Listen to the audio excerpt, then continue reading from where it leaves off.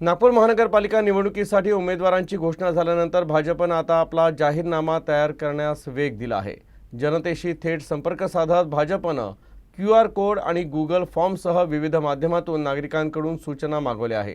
येत्या 4 दिवसात अंदाजे 40,000 लोकांकडून मत गोळा करण्याचं लक्ष्य ठेवण्यात आलं आहे।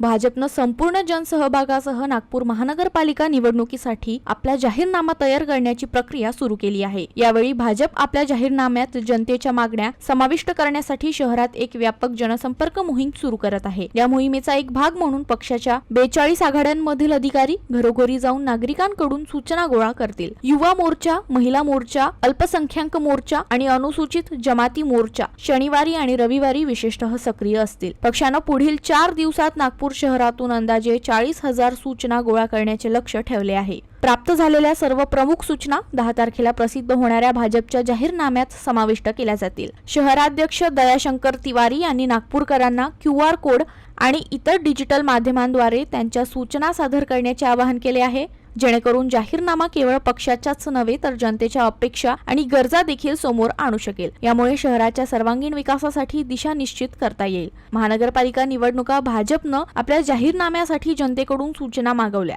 4 दिवसात 40,000 मते गोळा करण्याचे उद्दिष्ट।